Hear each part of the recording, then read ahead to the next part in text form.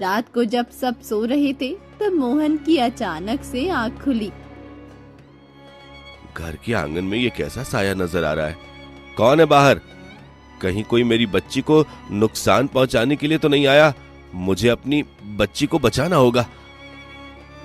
मोहन कमरे से उठकर आंगन में आता है तब उसने देखा कि वो बुढ़िया घर से बाहर जा रही थी। ये बूढ़ी माँ आधी रात को कहाँ जा रही है? कहीं रूपा की सारी बात सच तो नहीं? मुझे इनका पीछा करना होगा, इनका सच जानना होगा। मोहन भी घर से बाहर निकल कर आ जाता है, मगर ये देखकर हैरान रह जाता है कि वो बुढ़िया वहाँ से गायब हो चुकी थी। नूरपुर नाम के एक गांव में मोहन नाम का एक गरीब लकड़हारा रहता था। उसके भाई और भाभी ने उस पर आरोप लगाकर घर से बाहर निकाल दिया था। वो अपनी पत्नी रूपा के साथ बसंतपुर गांव में रहने के लिए जा रहा था।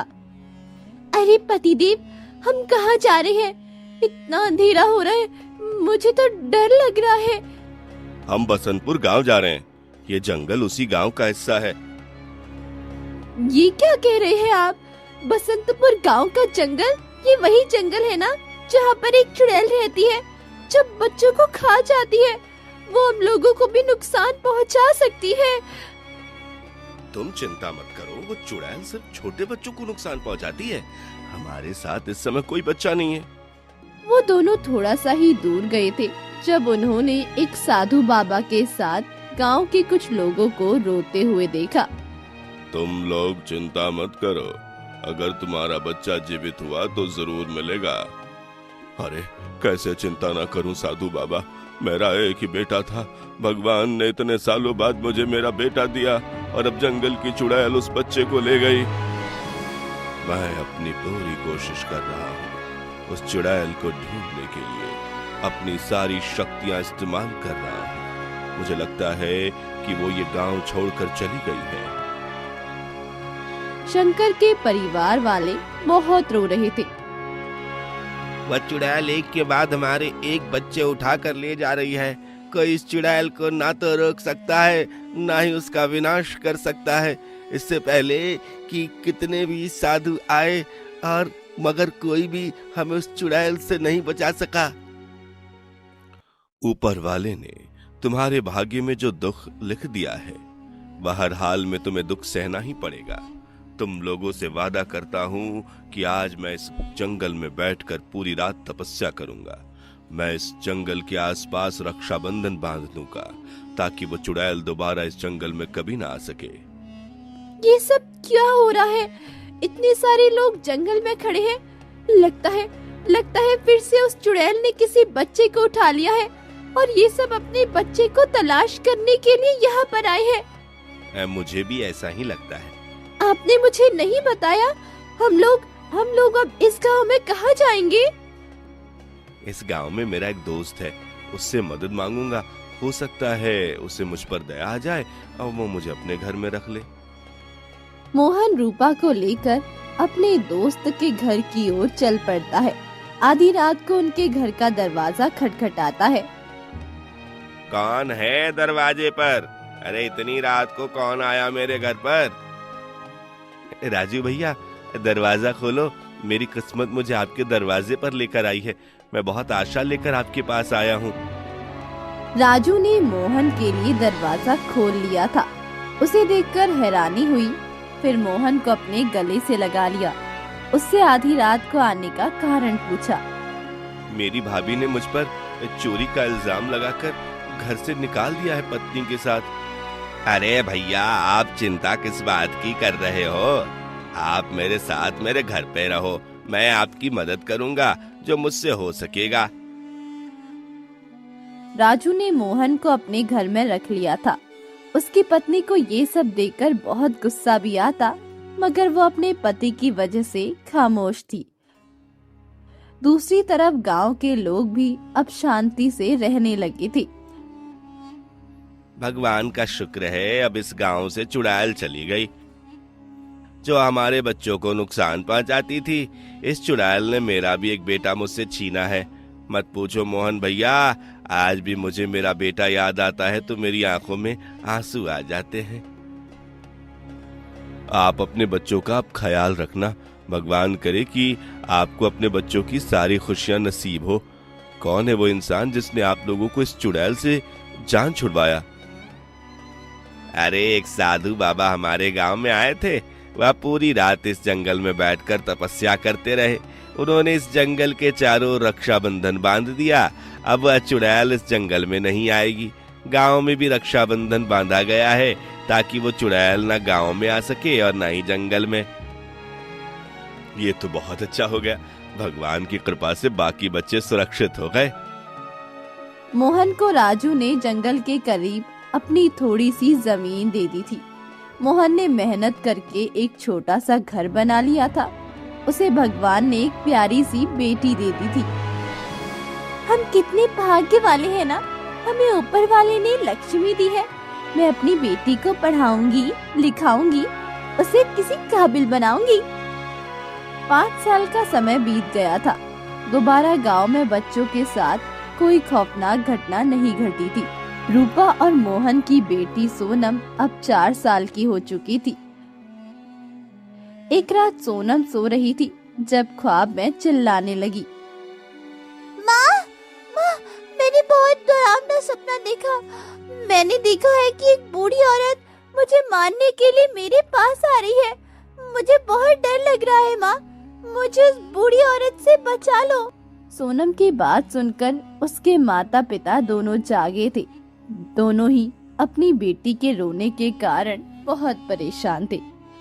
अरे बेटी, कुछ नहीं हुआ, मैं तुम्हारे पास हूँ, तुम्हें कोई नुकसान नहीं पहुँचा सकता। यहाँ कोई नहीं है जो तुम्हारा दुश्मन है। तुम्हारे माता पिता तुम्हारे पास हैं। मगर माँ, बहुत खतरनाक औरत थी, उसके पास जादू था। वो आप दोनों के सामने मुझे मार रही थी, मगर आप दोनों कुछ भी नहीं कर सकते थे। उसके पास बहुत शक्तियाँ हैं, वो कुछ भी कर सकती है। अरे बेटा, तुम चिंता मत करो, ऊपर वाली को याद करो, काली माता के मंत्र अपने मन में पढ़ो। देखना, कोई बुरी शक्ति तुम्हारा कुछ नहीं बिगाड़ सकेगी। उस दिन के बाद से एक अजीब बात होने लगी थी। सोनम जो बात भी कहती वही सच हो जाती। एक दिन सोनम ने कहा, माँ, मैंने ख्वाब में देखा है कि पिताजी को सांप ने डस लिया है। आज आप पिताजी को लकड़ियाँ काटने के लिए जंगल में मत भेजना। रूपा अपनी बेटी की बात सुनकर हंस पड़ी थी।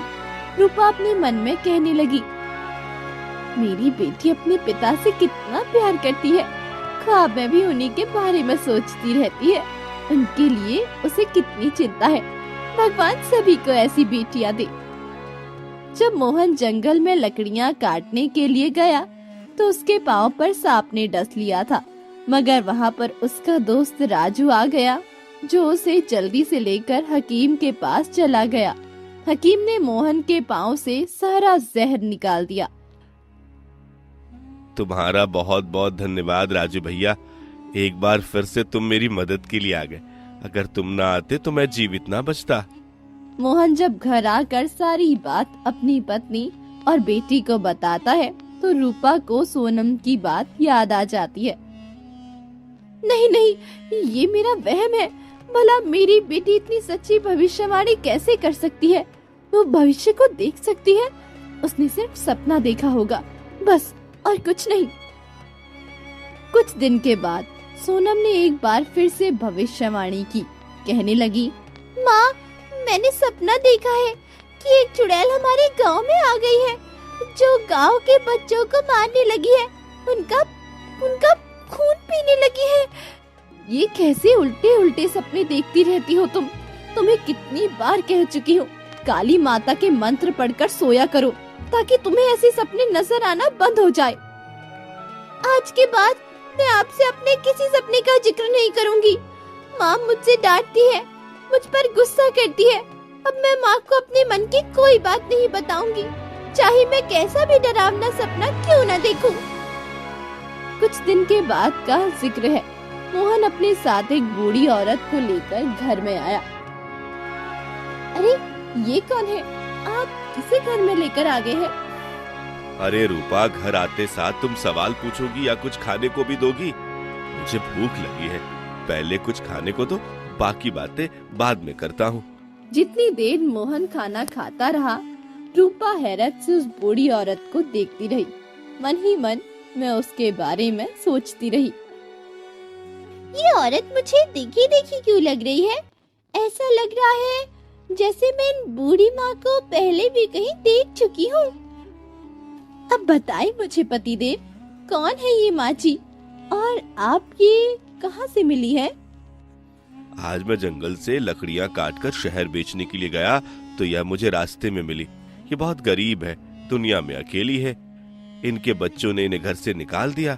इन्हें घर के और एक परिवार की जरूरत है, इसलिए मैं इन्हें लेकर यहाँ आ गया।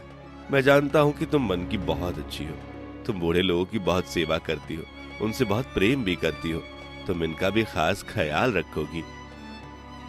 हाँ बिल्कुल, चिंता मत करें आप।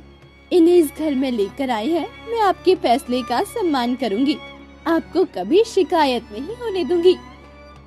वो बूढ़ी माँ अब मोहन के परिवार के साथ रहने लगी थी। सोनम उसे देखकर परेशान हो रही थी, सोच रही थी कि उसने कहाँ देखा है, मगर उसे कुछ भी याद नहीं आ रहा था। अगले दिन सब सो रहे थे जब सुबह पूरे गांव में एक खबर फैल चुकी थी और राजू भागते हुए मोहन के घर में आया, कहने लगा, अरे मोहन भैया, आप जानते हैं कि गांव में फिर से कैसा अन्याय होने लगा है।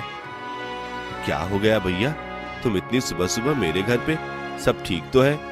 तुम इतना परेशान क्यों हो? तुम किस अन्याय के बारे में बात कर रहे हैं, मुझे खुल के बताओ। अरे भैया क्या बताऊं, फिर से गांव से बच्चे गायब होने लगे हैं। आज गांव से 2 बच्चे गायब हो चुके हैं, पता नहीं उनके साथ क्या हुआ।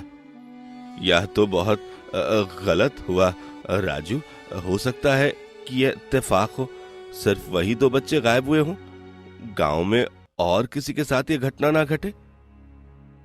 रोजाना गांव से बच्चे गायब होने लगे थे।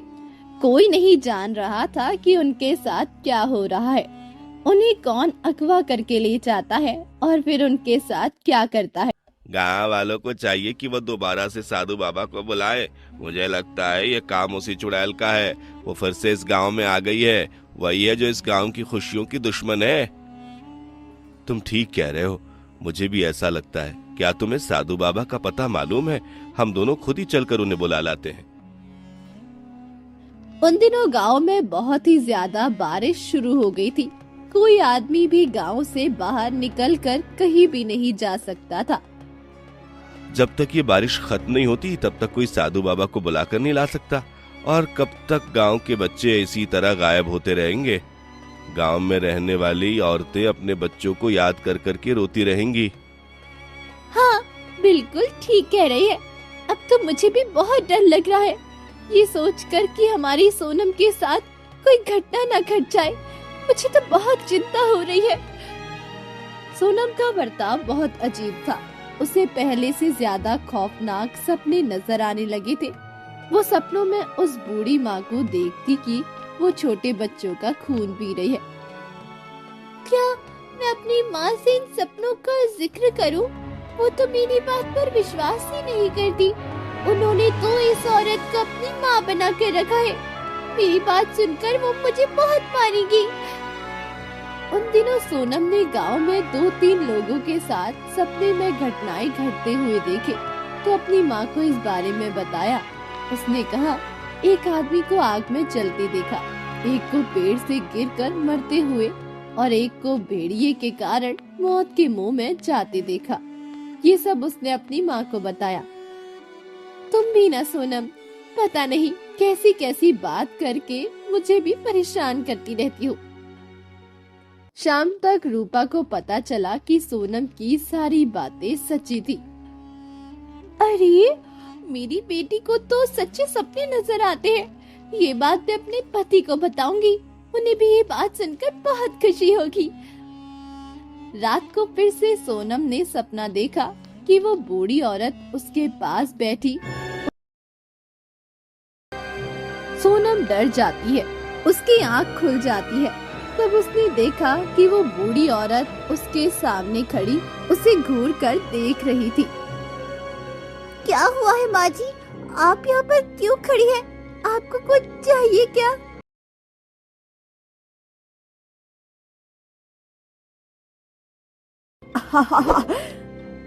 बुढ़िया की बात सुनकर सोनम डर जाती है। वो अपनी माँ के साथ चिपक कर सो जाती है। मैं सुबह होते ही माँ को सारी बात बताऊंगी।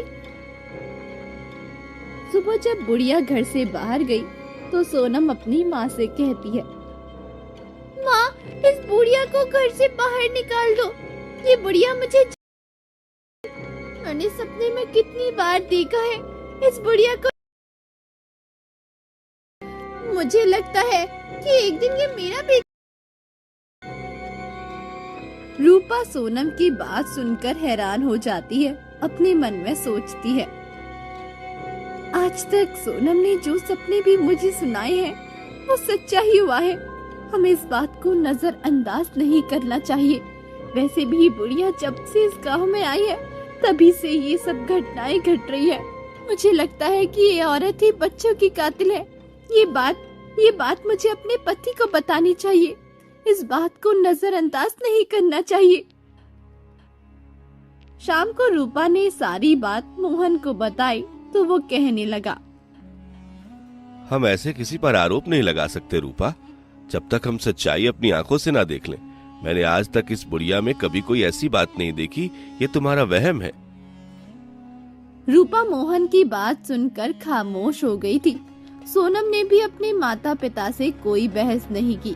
रात को जब सब सो रहे थे तब मोहन की अचानक से आंख खुली। घर के आंगन में ये कैसा साया नजर आ रहा है? कौन है बाहर?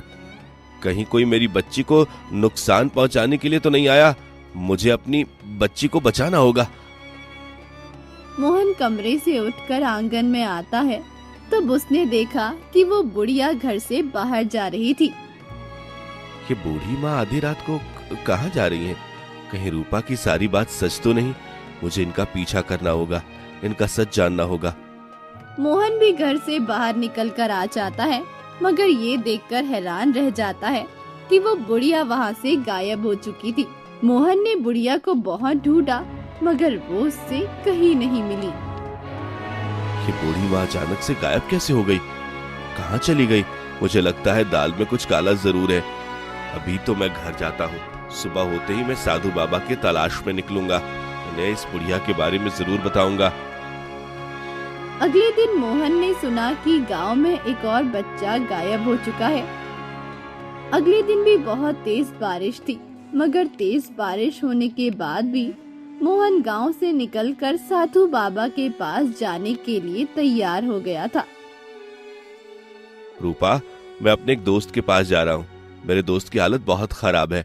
उसका एक्सीडेंट हुआ है। उसे इस समय मेरी जरूरत है। मैं आज रात को अपने दोस्त के पास रुकूंगा, कल होते ही वापस आऊंगा। मोहन की बात सुनकर रूपा बहुत परेशान हो गई थी। हम आपके बगैर रात को अकेले कैसे रहेंगे? हमें बहुत डर लगेगा। आप जानते तो हैं कि गांव में कैसी घटनाएं घट रही है, फिर भी आप हमें अकेले छोड़कर कैसे जा सकते हैं? भगवान पर विश्वास करो रूपा, हमारे साथ कुछ भी बुरा नहीं होगा।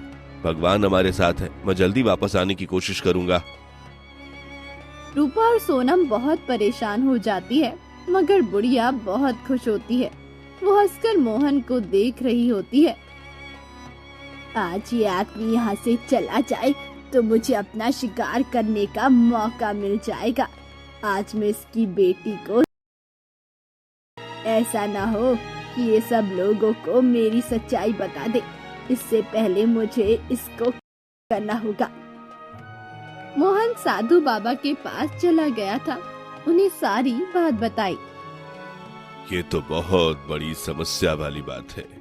मुझे इसी वक्त तुम्हारे गांव में चलना होगा और इन मासूम बच्चों की जान को बचाना होगा।